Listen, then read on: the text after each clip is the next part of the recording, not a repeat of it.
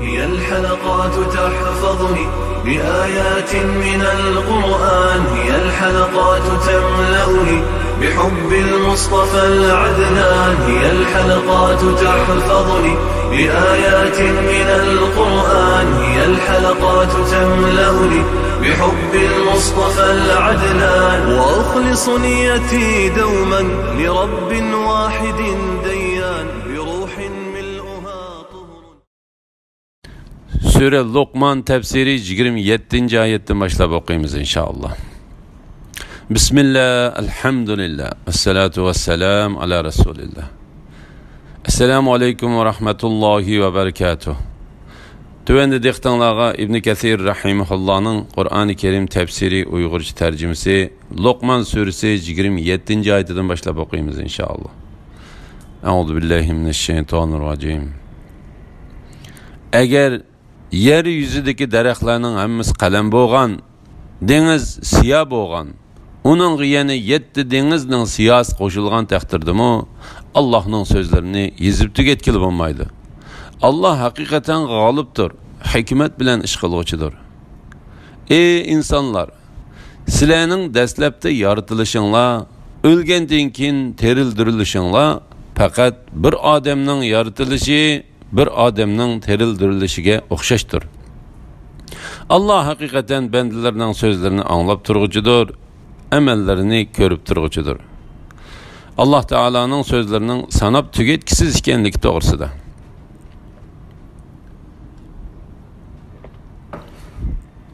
Allah Taala bu oyatda o'zining buyukligi, ulug'ligi va kattaligidan, go'zal ismlari va yuksak sifatlaridan, haqiqatini va sonini hech kim bilmaydigan, birer insonning xabari bo'lmagan, to'liq kamolatga yetgan so'zlardan xabar berdi. Bu vaqtda insonlarning ulug'i, payg'ambarlarning oxirgisi bo'lgan Muhammad alayhissalom mundaq degan: Ey Alloh, men sana atab o'qigan sanani xuddi sen o'zingga o'qigan sanadek hisoblab bo'lolmayman. La ilaha illalloh Muhammad rasululloh. Eğer yeryüzüdeki daraxtlarning hammasi qalam bo'lgan, dengiz siyah bo'lgan, uningga yana 7 dengizning siyasi qo'shilgan taqdirdami, Allohning so'zlarini yezib tugatkili bo'lmaydi. Ya'ni agar yeryüzüdeki jami daraxtlar qalam qilingan, dengiz siyah qilingan, uningga yana 7 dengizning suyi siyah qilinib qo'shilgan, ondan ular bilan Allah Taola'nın büyüklükini, yüksek sübetlerini ve katlıqını gösterdiğin Allah Taola'nın sözleri yazılgan taqdirdimi, qalamla elbet sungan, denizning suyu ve onun qo'shilgan su elbet tugigan bo'ladi. Subhanallah. Bu ayette 7 dengizning tilga ilinishi faqat mubolag'a uchundir. Dünyada 7 dengizning varlığını ko'zitish uchun tilga ilingan emas. Chunki rast degilimi bo'lmaydigan, yolg'on degilimi bo'lmaydigan İsrail rivoyatlaridan foydalangan kishilar olamda 7 dengiz bor deb qaraydi. Balki yana bir oyatda Alloh taolo mundaq deydi: Aytqinki, Rabbimning so'zlarini yezish uchun agar dengiz suyi siyah bo'lib ketsa, Rabbimning so'zlari tugmay turib, dengiz suyi cho'qim tugab ketgan bo'ladi. Mubada yana shunchalik dengiz suyini keltirsakmi?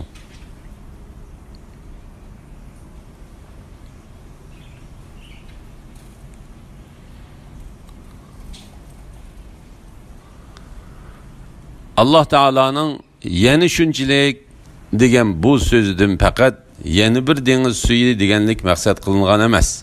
Balki yana shunchalik dengiz suyi andın yana shunchalik deb birining keyindan yana biri ulab keltirildiganligi ko'z tutildi. Chunki Alloh Taolaning oyatlarining va so'zlarining cheki yo'qdir. Allah haqiqatan g'olibdir, hikmat bilan ish qiluvchidir. Ya'ni hamma narsadan ustun, kuchlik va g'olibdir. Allah iroda qilgan narsani hech to'sib qolg'uchi yo'q bo'lmaydi. Allah Taola'nın hükmüge hiç muhalefetçilik kılgıcı ve karşı çıkıcı bulmaydı. mahluqotni yaratish, amr qilish, shariat belgilash qatorliq jimi so'zlari va ishlarini hikmat bilan qilg'uchidir. Ey insonlar, dastlabda sizlarning yaratilishinglar, o'lgandan keyin terildirilishinglar faqat bir odamning yaratilishi bir odamning terildirilishiga o'xshashdir. Ya'ni jami hamd sanolar, jami insonlarni yaratish, qiyomat kuni ularni terildirish Alloh taolaning qudratiga nisbatan faqat bir odamni yaratganchilikla ishdir. Bularning hammasi Alloh taolaga osondir. Allah birer şeyini yaratishni iroda qilsa, uningga vujud kel deydi-da, u vujud keladi. Birer şeyini yaratmoqchi bo'lsak, bizning amrimiz faqat bir so'zdir. U ko'zni yumib ochganning orliqida o'rlanadi. Ya'ni Allah birer şeyi yaratmoqchi bo'lsa, faqat bir qitim amr qiladi-da, u şeyi vujud keladi. Emrini tekrarlaş ve tekit qilish hojetsizdir.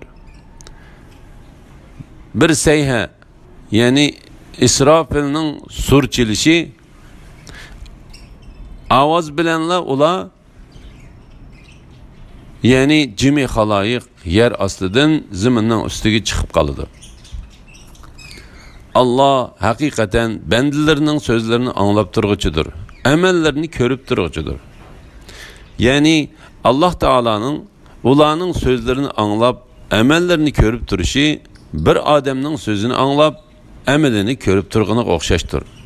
Shundaqla Allah Teala'nın ulanı yaratışqı bo'lgan qudrati faqat bir adamni yaratish qudrati bilan o'xshashdir.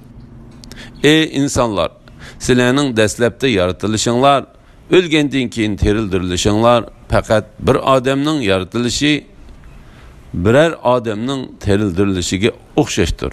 La ilaha illalloh Muhammad Rasululloh. Allah'ның kechini kunduzga va kunduzni kechiga kirgizdiganligini, kun bilan oyni bo'ysundirganligini ko'rmamsan. Kun bilan oyning har biri muayyan muddat, ya'ni qiyomatgacha o'z palligida sayr qiladi. Allah sizlarning qilmishinglardan to'liq xabardardir. Bu shuning uchunki Allah haq ilahdir. Ularning Allohni qo'yib ibodat qilganlari, ya'ni butlari botildir. Allah olidir, buyukdir. Allah Teala'nın qudratini va buyukligini zikr qilish to'g'risida. Allah'ның kechini kunduzga va Allah'ның kechini kunduzga va kunduzni kechiga kirgizdiganligi.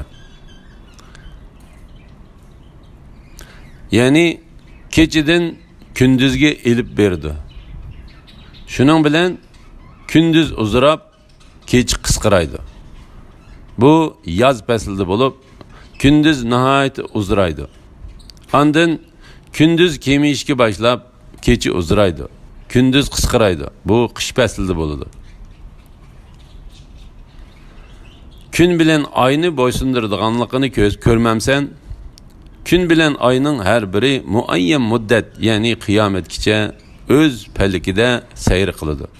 Ba'zilar bu oyatni kun bilan oyning biri cheklik nishong'icha sayr qildi deb tafsir qildi. Va ba'zilar qiyomat kunigacha deb tafsir qildi. Har ikkisi to'g'ridir.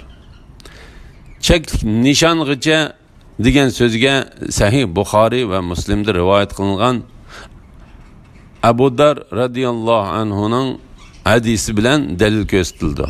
Payg'ambar alayhissalom: "Ey Abu Dar, kunning qayerga boradiganligini bilamsan?" deb so'radi. Men: "Alloh va uning payg'ambari biladi" dedim. U: "Shak shubhisizki arshning ostiga berib Alloh taologa sajda qildi. Ondan Robbidan qaytib chiqishga izni so'raydi. Kunga kelgan joyingdan qaytgan, ya'ni mag'firatdan chiqqan deyilgan vaqt az qoldi" dedi. İbn Abu Hatem İbn Abbas radhiyallohu anhuning mundaq deganligini rivoyat qiladi. Kun sut suv tortadigan chaq bilakka o'xshaydi. Kunduzi osmonda o'z o'qi atrofida sayr qiladi. Kun o'ltirgan chaqda sharqdan chiqish uchun kechasi zaminning ostida o'z o'qi atrofida mangadi. Aymu kunga o'xshash sayr qiladi dedi.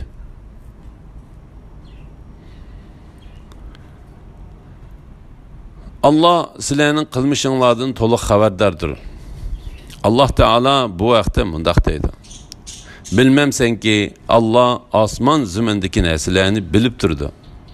Allah osmon zimindagi shaylarni bilib turdi. Buning ma'nosi Allah jami shaylarni yaratquchidir deganlikdir. Ahvolini bilib turguchidir. Allah bu vaqtda mundaq degan. Allah 7 osmonni yaratdi. Ziminni mu osmonlarga o'xshash, ya'ni 7 qilib yaratdi.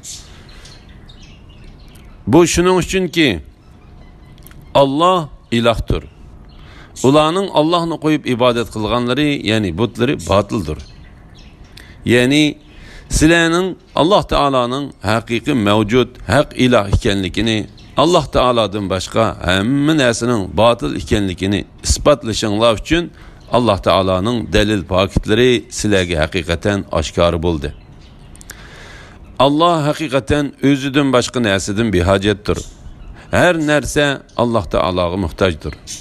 Çünkü osmonlardagi ve zimindagi jami narsa Allah Teala'nın mahlukatıdır. Onun qullaridir.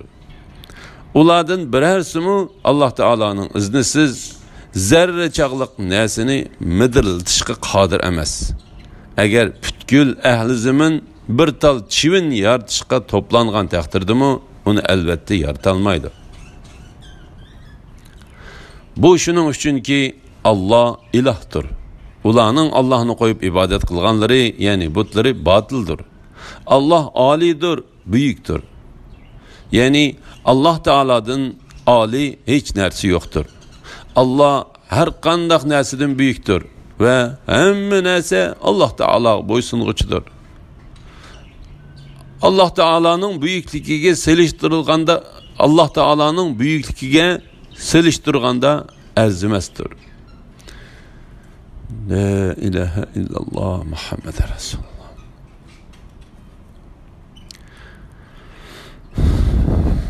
Görmemsenki kimilerinin Allah'ның merhameti bilen denizde yürüyüşü Allah'ның sizlarga öz kudretinin bir kısım delillerini gösterişi üçündür.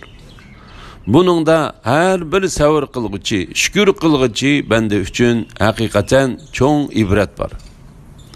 Denizde ulanı tağladek dolqunla urvalgan çağda ula kamali ihlas bilen Allah'a iltica kıldı. Allah ulanı deniz xatarlardan qutuldurup quruqlıqqa çıkargan çağda ulanın bəzisi doğru yolda boludu. Bizning ayetlerimizni faqat xiyonatkor Allah'ның nimetlerinden tanıgan adamlar inkar kılıdı. Allah Teala bu ayette kimilerinin denizde öz merhameti ve başquruşu bilen yürüyüş için denizni boysundurup bergenlikini haber kılıdı. Eğer Allah suda kimilerini kötürdiğen güç yaratmagan bolsa kimiler yürümegen bulattı. Allah'ның sizlarga öz kudretinin bir kısım delillerini gösteriş üçündür. Bunun da her bir savr kılgıcı, şükür kılgıcı bende üçün hakikaten çoğun ibret var. Yani kıyınçılıklarda savr kılgıcı, kengirçilikte şükür kılgıcılar üçün ibret var. Denizde ulanı tağladek dolqunla urvalgan çağda, yani tağladek ve bulutladek dolqunla urvalgan çağda ula kamali ihlas bilen Allah'a iltica kılıdı. Allah bu vaqti mundaq degan. Sizlar denizde birer afetga yo'liqqan chig'inglarda esinglarga sizlar cho'qinayotgan ma'budlar kelmay, faqat Allohla keladi. Ya'ni inson mundaq chaqda Allohdan boshqa iltijo qilmaydi. Ular kiyimiga chiqib g'arq bo'lishdan qo'rqqan chaqlarida Allohga kamol ixlos bilan iltijo qiladi. Allah ularni deniz xatarlaridan qutuldurup quruqliq chiqargan chaqda ularning ba'zisi to'g'ri yo'lda bo'ladi. Mujahid bu oyatni ularning ba'zisi yanada kofir bo'ladi deb tafsir qildi. Alloh taolo bu vaqtda mundaq deydi: Allah ularni aman esen quruqliq chiqargan chaqda bala qazodan qutuldirgan Allohni unutib, nagahan Allohga shirik keltirdi. La havle ve la kuvvete illa billah. Bizning oyatlarimizni faqat xiyonatkor, Allohning ne'matlaridan tangan odamlar inkor qiladi. Ya'ni undaq odam qachonla ahdi qilsa, ahdisini buzadi. Bu eng uchiga chiqqan xiyonatdir. U ne'matlardan tanidi. Uningga shukr qilmaydi. Aksicha uni unutadi.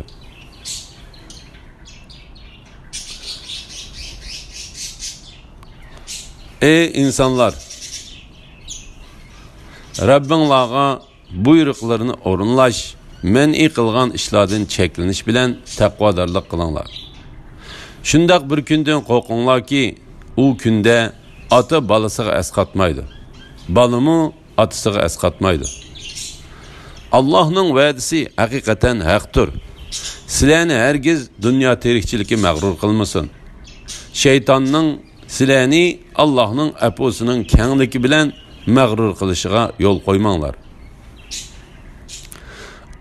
Alloh taolo taqvodorlik qilishga va qiyomat kunidan qo'rqishga buyurish to'g'risida.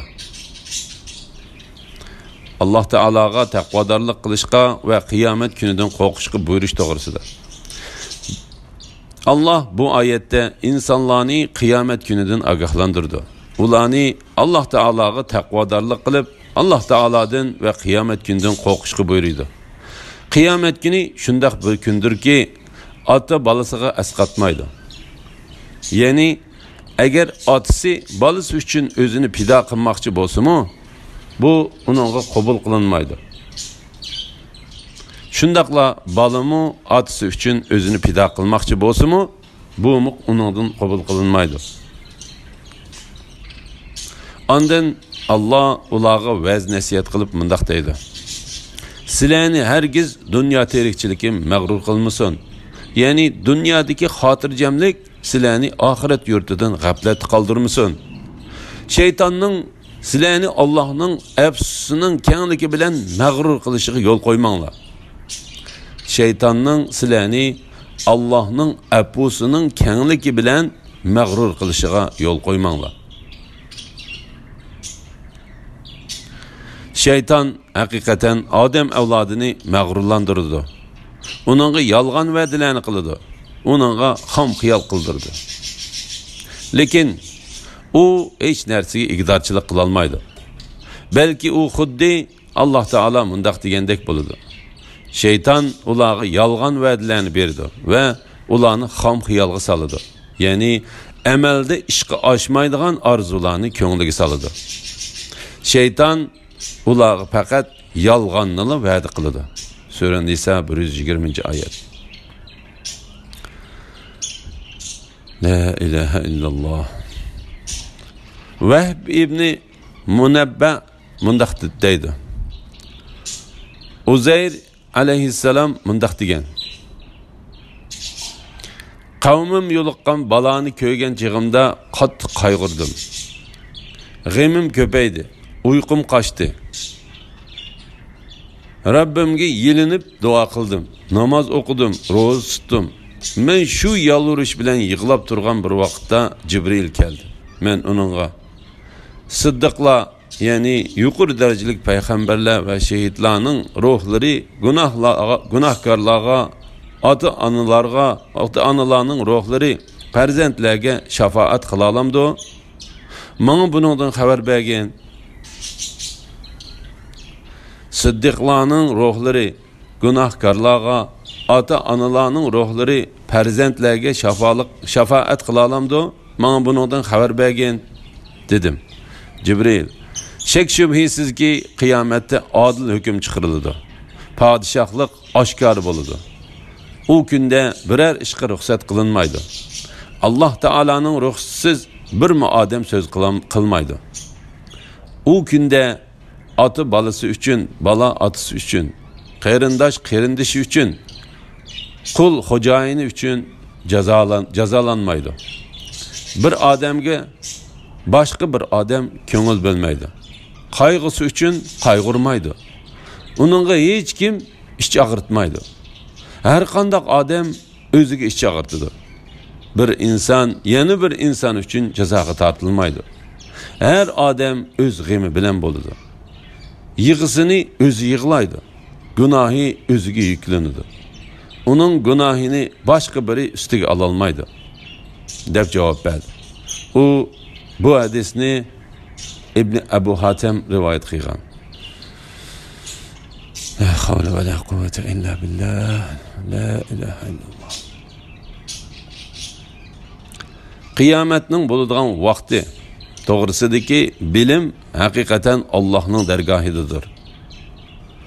Allah yağmurni o'z belgilagan vaqtda va o'z belgilagan joyga yog'dirdi. Bachchidandikilarning nima ekanligini, ya'ni o'g'ilmi, qizmi, bejirimmi, kamtikmi, baxtlikmi, baxtsizmi Allah biladi. Hech odam at nimalarni qiladiganligini, ya'ni uningga nima ish bo'ladiganligini, yaxshi yomon ishlardan nimalarni qiladiganligini bilmaydi. Hech odam o'zining qayerda o'ladiganligini bilmaydi. Allah haqiqatan bütün ishlarni bilib turguchidir. Şeylerning ichki va tashqi taraflaridan to'liq xabardardir. G'aybni faqat Allah Taolo'ningla biladiganlik to'g'risida. G'aybning ochiqishlari bor bo'lib, uning ilmini Allah o'ziga xos qildi. Uni Allah bildirishdan burun hech odam bilmaydi. Qiyomatning qachon bo'ladigan vaqti to'g'risidagi bilimni payg'ambarmi, Allah Taologa yaqin farishtalarmi bilmaydi. Uni faqat o'zi belgilagan vaqtda maydonga chiqardi. Shundaqla yağmurning qachon qayerga yig'ishini faqat Allah Taolo biladi. Lekin Allah yağmurni yig'ishga amr qilsa, uni yağmurga muakkal farishtalar va Allah Taoloning mahluqotlaridan Allah xohlagan kishilar biladi. Shundaqla bachchidanlardiki Allah yaratishni iroda qilgan narsani Allah Taolodan boshqa hech odam bilmaydi. Lekin Allah uning o'g'il yoki qizligini, baxtsiz yoki baxtlikini belgilashni amr qilgan chaqda, ondan uningga mas'ul farishtalar va Allah Taoloning xohlagan bandalar biladi. La ilahe illallah Muhammed Resulullah. Shuningdek hech odam dunyo va oxiratlik uchun at nimalarni qildiganligini bilmaydi. Hech odam o'zining qayerda o'ladiganligini bilmaydi. O'z yurtlarida bo'lsin yoki Allah Taoloning zaminidagi boshqa bir yurtda bo'lsin, bu to'g'rida hech odamning bilimi yo'q. G'aybning xazinalari Allah'ның dergahidadır. Onu faqatla Allah biladi. Hadiste bu 5 narsning g'aybning ochiqishlari deb atalganlik rivoyat qilindi. İmam Ahmad Buraydining mundaq deganligini rivoyat qiladi. Men Payg'ambar alayhisalomning mundaq deganligini angladim. 5 ish bor. Uni faqat g'olib va ulug' Allohni biladi. Qiyomatning bo'ladigan vaqti to'g'risidagi bilim haqiqatan Allohning dargohidadir. Allah yağmurni o'z belgilagan vaqtda va o'z belgilagan joyga yog'dirdi. Bachchidandikilarning nima ekanligini, ya'ni o'g'ilmi, qizmi, bejirimmi, kamtikmi, baxtlikmi, baxtsizmi Allah biladi. Hech odam at nimalarni qiladiganligini, ya'ni uningga nima ish bo'ladiganligini, yaxshi yomon ishlardan nimalar qilinadiganligini bilmaydi. Nimalarni qiladiganligini bilmaydi. Hech odam o'zining qayerda o'ladiganligini bilmaydi. Allah haqiqatan bütün ishlarni bilib turguchidir. Şeylarning ichki va tashqi taraflaridan to'liq xabardardir. İmam Ahmad Abdullah ibn Umar radhiyallohu anhudan Payg'ambar alayhisalomning mundaq deganligini rivoyat qiladi. G'aybning ochiqishlari 5 tur. Uni faqat Allohli biladi. Qiyomatning bo'ladigan vaqti to'g'risidagi bilim haqiqatan Allohning dargohidadir. Allah yağmurni o'z belgilagan vaqtda va o'z belgilagan joyga yog'dirdi. Bachchidandikilarning nima ekanligini, ya'ni o'g'ilmi, qizmi, bejirimmi, kamchikmi, baxtlikmi, baxtsizmi Alloh biladi. Hech odam ati nimalarni qiladiganligini, ya'ni uningga nima ish bo'ladiganligini, yaxshi yomon ishlardan nimalarni qiladiganligini bilmaydi. Hech odam o'zining qayerda o'ladiganligini bilmaydi. Allah haqiqatan bütün ishlarni bilib turg'uchidir, shaylarning ichki va tashqi taraflaridan to'liq xabardordir.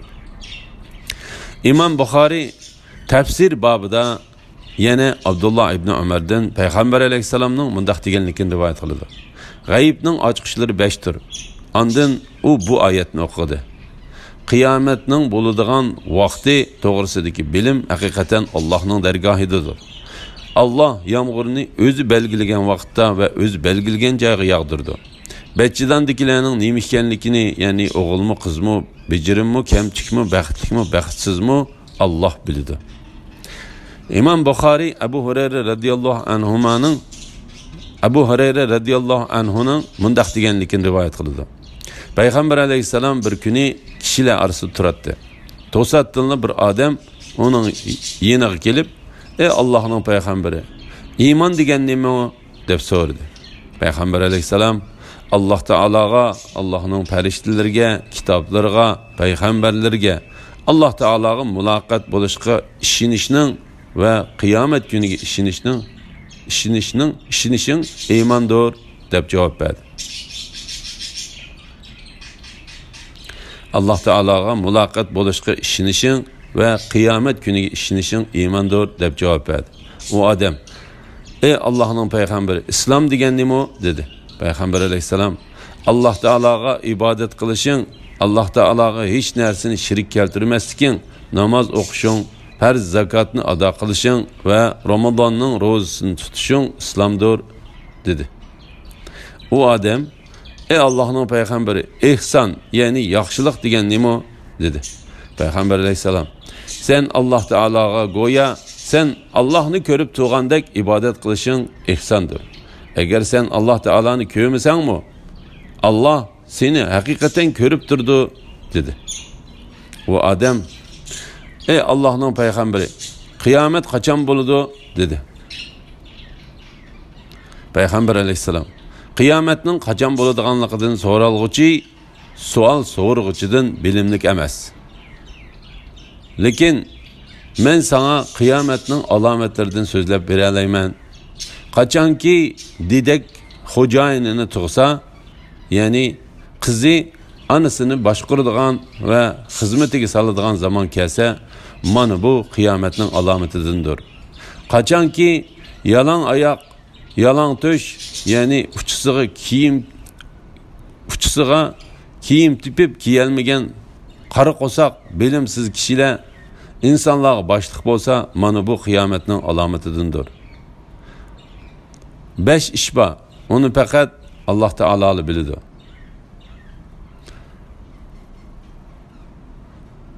Kıyamet doğrusida bilim hakikaten Allah'ın dergahidir. Allah yağmurunu yağdırdı. Bachchidandikilarning nima ekanligini Allah biladi. Dedi. Ondan o adam qaytib ketdi. Peygamber aleyhisselam onu yenimga qaytirib kelinglar dedi. Sahabeler onu qaytirib kelmoqchi bo'lib, aqsidan chiqqan bo'lsa-mu, biroq uni topolmadi. Peygamber aleyhisselam u Cibrildir. İnsanlarga ularning dinini o'rgatish uchun keldi dedi. Bu hadisni İmam Müslim rivoyat qildi. Hech odam o'zining qayerda o'ladiganligini bilmaydi. Qatada mundaq deydi. Bazı neslerini Allah özüge xas kıldı. Şu neslerden Allah Teala'ga yakın turduğun mertebesi yukarı periştini mi, insanlığa evetilgen peygamberlerini mi haberdar kılmadı. Kıyametinin bulduğun vakti doğrusideki bilim hakikaten Allah'ın dergahididir. İnsanlardan bir mi adam kıyametinin kaçan, qaysı yılda, ya ki qaysı ayda, qaysı keçide, ya ki qaysı gündüzde qayım bulduğunluğunu bilmeydi. Allah yağmurunu özü belgilegen vakitte ve öz belgilegen joyga yağdırdı. Yani Allah Teala'dan başka hiç kim yağmurunun kaçan yağdırganlıqını, yani keçidi yağamdı ya gündüzdü mü bunu bilmeydi. Bachchidandikilarning nima ekanligini, ya'ni o'g'ilmi, qizmi, bejirimmi, kamtikmi, baxtlikmi, baxtsizmi Alloh biladi. Hech kim bachchidandiki narsalarni o'g'ilmi, qizmi, qizilmi, qorimi u kelgisida qanday ahvolda bo'ladiganligini bilmaydi. Hozirgi hamilaning qiz o'g'illigini farqlantirib diagnoz qo'yish bo'lsa, hamile 5 oylikdan oshganda bo'ladi. Lekin bu yerdagi bilmaslik jon kirgizilishning oldidagi holatni ko'rsatadi. La ilaha illalloh.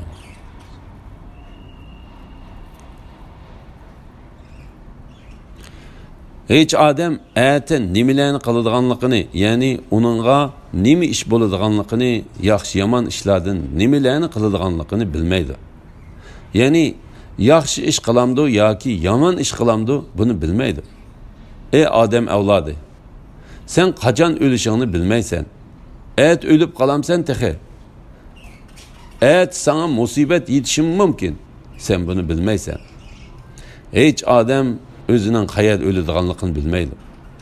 İnsanlardan hech odam o'lganda o'zining ziminining qayerda yotadiganligini bilmaydi. Ya'ni dengizdimi yoki quruqlikdimi, tuzlanlikdimi yoki tog'dimi qayerda yotadiganligini bilmaydi. Bir hadisda mundaq deyilgan: Alloh biror bandini biror ziminda qabz ruh qilishni iroda qilsa, uni u ziminga biror hojat uchun cho'qim muhtoj qilib qo'ydi. İmam Abu Qasim Tabarani Usama ibn Zeyd'in usulida Payg'ambar alayhissalomning mundaq deganligini rivoyat qildi. Allah biror bandining o'limini biror ziminda belgilagan bo'lsa, uni u ziminga biror hojat uchun cho'qim muhtoj qilib qo'ydi. Alhamdulillah. Şunun bilan Sura Luqmanning tafsiri tugdi.